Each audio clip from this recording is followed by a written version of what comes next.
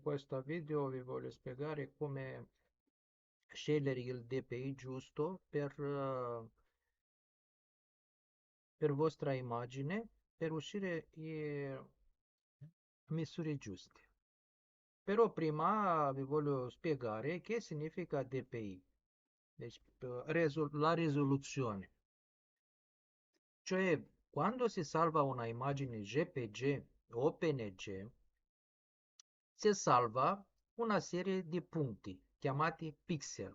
Cioè, se avete una immagine, avete solo una stringa di punti, però non sapete quanto punti rappresenta un centimetro. Cioè, un centimetro può rappresentare, per esempio, 6 punti, o 8 punti, o 2 punti. Questi saranno i pixel. E per questa è il DPI. Il DPI dice quanto punti della vostra immagine rappresenta un millimetro o un centimetro. Ok? Cioè, quando salvate vostra immagine, normalmente vi domanda il DPI. Io un Paint,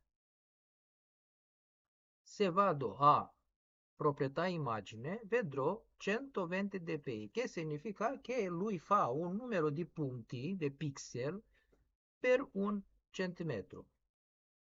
Se voi avete se voi sapete il dpi, in vostro programma quando sapete il dpi, è facile, andate qui nel mio programma e scegliete il vostro dpi. Il problema è quando voi non sapete che DPI ha il vostro programma, quando salvate immagini, non sapete quanto punti ha usato il vostro programma per rappresentare un centimetro. In questo caso, io ho fatto un quadrato e presupponiamo qui, diciamo che non sappiamo, noi abbiamo fatto un quadrato di 10 per 10 centimetri, deci foglio è 18 centimetri per 12 centimetri, però il quadrato è 10 per 10 centimetri, ok? Vedete qui, 10 per 10 centimetri. Adesso noi copiamo questa foglia, copia, facciamo select all, seleziona tutto, copia, ok? E andiamo al mio programma, costicnc.it, e lo incolliamo, incolla. Vediamo che immagine non è 10 centimetri.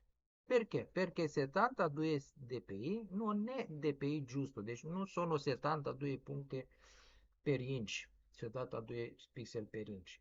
Per questa scegliamo 96, diciamo. Anche qui non è 10 centimetri quanto il nostro programma, ok? Andiamo più avanti e scegliamo 120. In questo caso vediamo che la nostra immagine ha 10 cm, cioè che significa che 120 dpi ha il nostro programma per creare l'immagine.